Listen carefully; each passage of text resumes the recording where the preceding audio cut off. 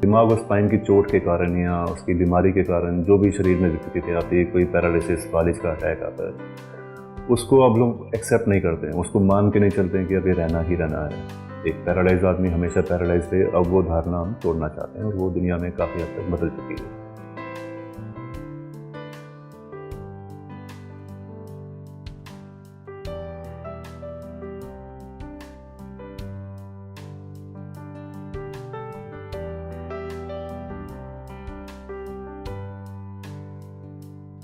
तो न्यूरोमॉड्यूलेशन एक ऐसी चीज़ है जिसके साथ हम दिमाग को, स्पाइनल कॉर्ड को, एक जो खोया हुआ काम है, जैसे हाथ चलाना दिमाग का एक काम है और हाथ चलना बंद हो गया है, तो बचे हुए दिमाग के हिस्से को हम सिखा सकते हैं कि हाथ कैसे चलाया जाए, या अगर टांग नहीं चलती है तो दिमाग को सिखा सकते हैं कि टांग कैसे चलती है और कैसे चलाई जाए। इसके लिए कुछ स्पेशल टेक्नोलॉजी यूज़ होती है। कुछ चीज़ें इसमें ऑपरेशन वाली रहती हैं, जिसमें कि आपके दिमाग में या स्पाइनल कॉर्ड पे एक चिप या वायर लगाई जाती है जिसको बैटरी से जोड़ा जाता है, या फिर इसमें कुछ ऐसी मशीन रहती हैं जो शरीर में डाली नहीं जाती लेकिन बाहर से लगा के थेरेपी कर सकते हैं, जिसको हम बोलते हैं नॉन इन्वेसिव न्यूरोमॉड्यूलेशन।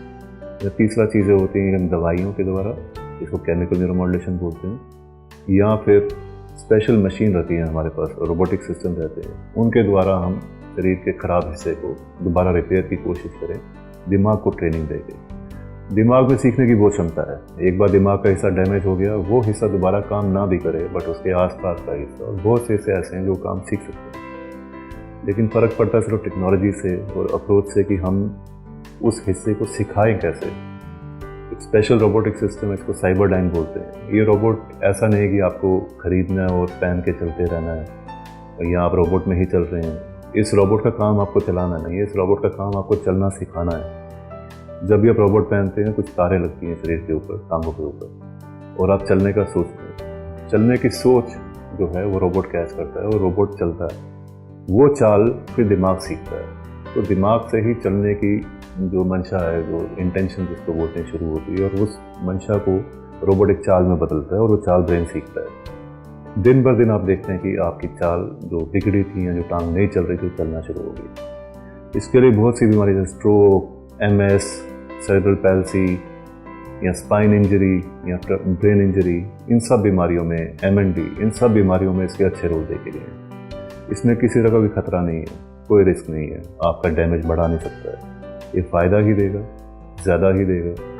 इलाज की जो ड्यूरेशन है वो 1 महीने से 3 महीने कुछ भी हो सकता है, डिपेंडिंग कि आपकी तकलीफ कितनी है, आपका पैरालिसिस कितना ज़्यादा है और कितने हिस्से पैरालाइज्ड हैं। इसके अलावा बाकी जो मशीन्स हैं, उन सब का काम भी इसी तरीके से दिमाग को सिखाने का। हर एक मशीन जो हम यूज़ करें, हर टेक्नोलॉजी यूज़ करें, वो ब्रेन और स्पाइन को दोबारा ट्रेनिंग देने लायक होना चाहिए। सिर्फ हाथ पाँव को चलाने से, उसकी मसाज करने से या आपको खड़े करके चलाने से दिमाग नहीं सीखता है लेकिन बहुत स्लो और बहुत कम। तो कोई ऐसी टेक्नोलॉजी होनी चाहिए दिमाग की भाषा बोले या दिमाग जिसकी बात सुने। इसी तरीके से जो हम नया चीज़ यूज़ करते हैं उसको कहते हैं ब्रेन मैपिंग। इस ब्रेन मैपिंग में एक खास MRI करके दिमाग के वो सर्किट या तारें या वो हिस्से जो ठीक से काम नहीं करते हैं, उनकी पहचान की जाती है। उससे हम autism, brain injury, stroke, pain, dementia या भूलने की बीमारी, इन सब के जो फाइबर या जो उनके जैसे नेटवर्क होते हैं कि जो इसके हिस्से काम करने चाहिए, उनको हम पॉइंट आउट करते हैं। कंप्यूटर पे दिखता है हमारे को कि ये तार ठीक काम नहीं कर रही है, क्या ये ज़्यादा काम कर रही है या कम काम कर रही है, कि ज़्यादा और कम दोनों काम से दिमाग को नुकसान पहुँचता है। उसकी वैल्यू हम देख के उसको फिर हम बाहर से सर पे एक मैग्नेटिक डिवाइस लगा के उस पॉइंट के करंट वोल्टेज को या फंक्शन को सही करते हैं। उससे मरीज़ में एकदम से इंप्रूवमेंट देखी जाती है, चाहे कौन सी भी बीमारी हो।